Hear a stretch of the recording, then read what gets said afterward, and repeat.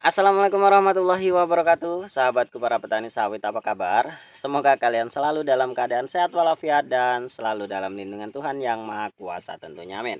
Dan saya doakan semoga teman-teman menjadi petani yang sukses dan mampu mensejahterakan keluarga. Tentunya teman-teman, apapun pekerjaan kita bukan hanya di dunia persawitan saja, pasti tujuannya adalah untuk mensejahterakan keluarga. Begitupun di perkebunan kelapa sawit teman-teman. Kita sebagai petani sawit tentu berharap bahwa sawit yang kita tanam nanti itu akan menghasilkan dengan cukup baik.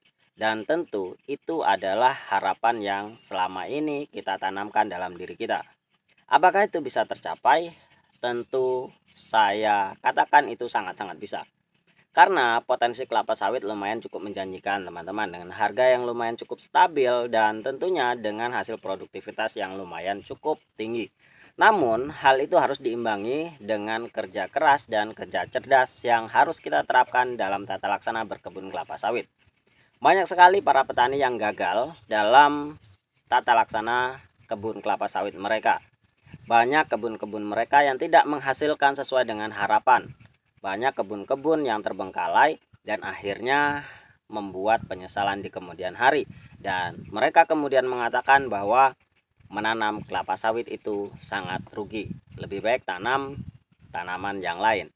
Namun sebenarnya teman-teman, bukan masalah sawitnya itu bisa menghasilkan atau tidak, atau memiliki potensi atau tidak untuk bisa mensejahterakan.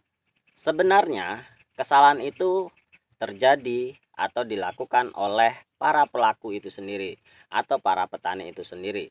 Banyak para petani yang mengabaikan dari beberapa aspek yang seharusnya dilakukan dalam tata laksana berkebun kelapa sawit, namun mereka meninggalkannya, sehingga sawit yang mereka tanam itu tidak tumbuh secara baik dan kemudian tidak bisa berproduktivitas secara baik pula.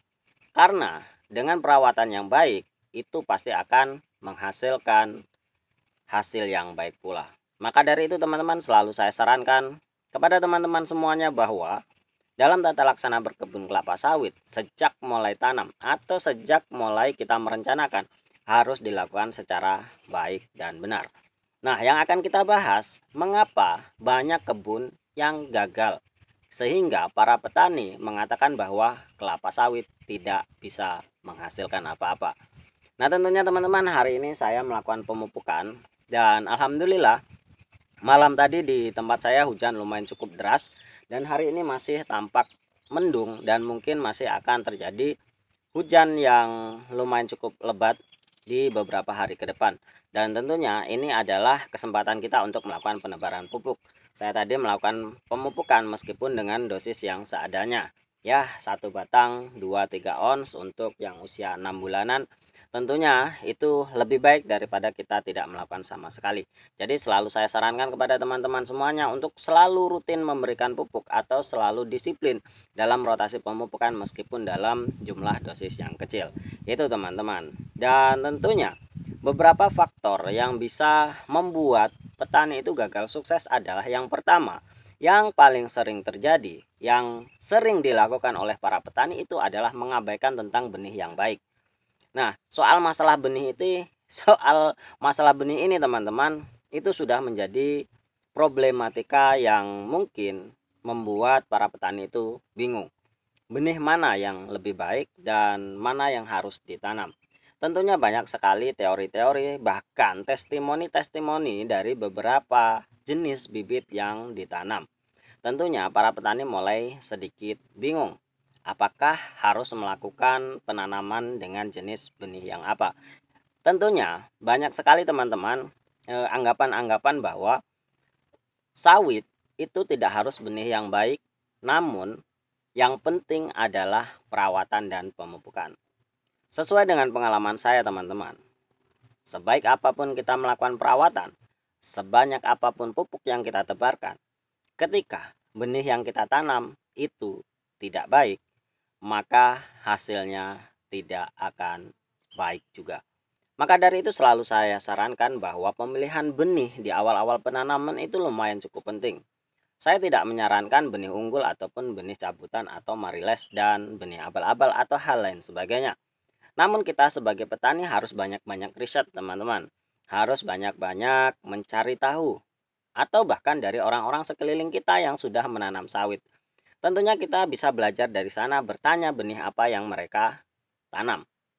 Tentu, dari pengalaman orang-orang sekitar itu bahkan lebih baik daripada kita harus mendengar dari teori-teori orang yang kita tidak kenal. Dan tentunya teman-teman, banyak sekali orang-orang yang hanya mentestimonikan satu batang saja. Itu yang paling berbahaya. Sedangkan kita harus mengambil probabilitasnya teman-teman. Mana benih yang paling baik dengan persentase yang lebih banyak. Itu yang harus kita pikirkan. Kalau hanya satu batang, dua batang saja, tentu benih apapun pasti akan terjadi seperti itu. Bahkan bukan hanya di tanaman kelapa sawit saja, tanaman apapun meskipun kita menanam benih yang asal-asalan, pasti akan ada 1 hingga 2 batang yang akan tumbuh secara baik dan berproduktivitas secara baik. Namun itu tidak bisa dijadikan patokan bahwa sampel itu tidak mewakili dari probabilitas yang ada.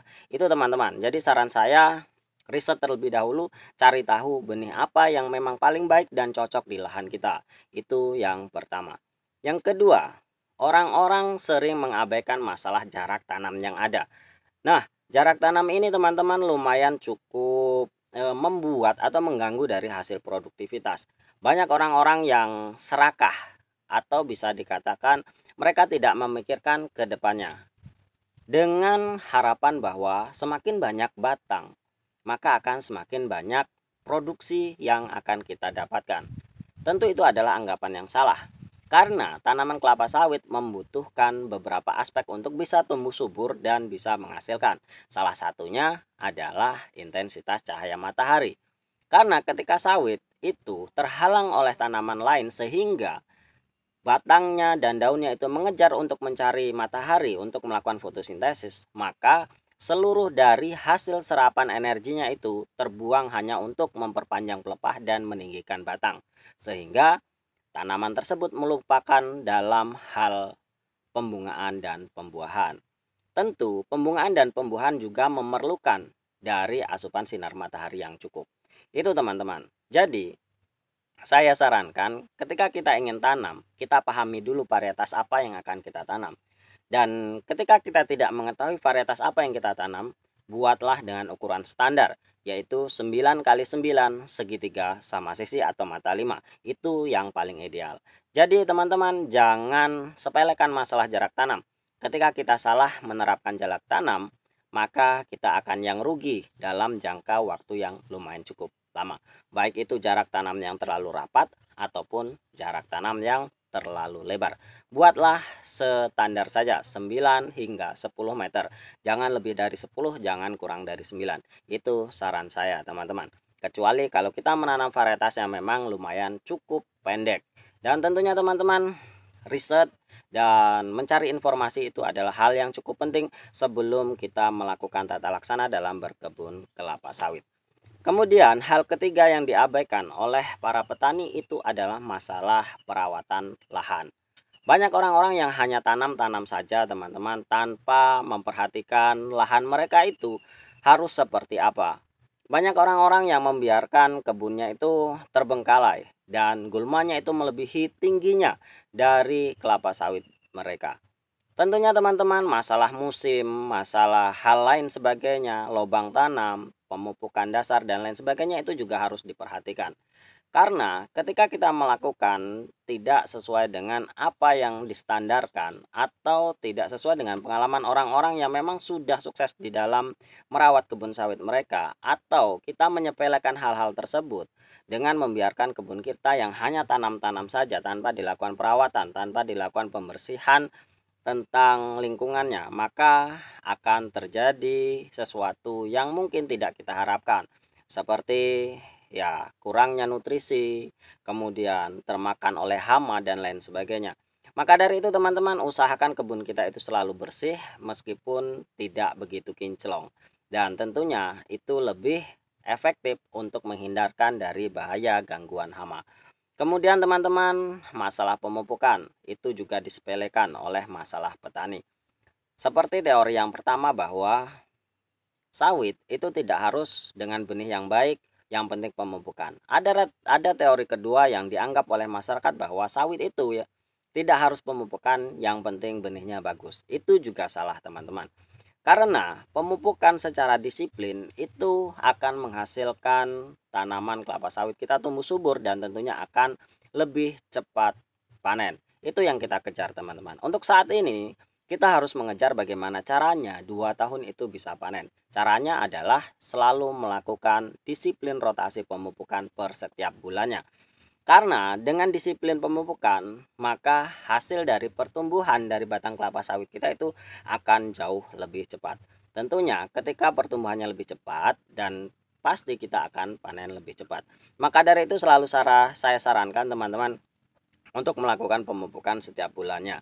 Dan tentunya bagaimana, apa dosisnya, dan pupuk apa yang kita gunakan, itu sudah ada di video dalam channel ini. Silahkan teman-teman tonton videonya, dosis dan rotasi serta jenis pupuknya sudah saya tampilkan di sana. Jadi teman-teman, gunakan benih yang baik, lakukan pemupukan yang baik, bersihkan lahan secara baik, dan gunakan jarak tanam yang ideal. Itu pasti akan membuat hasil produktivitas dari kelapa sawit kita nantinya akan baik.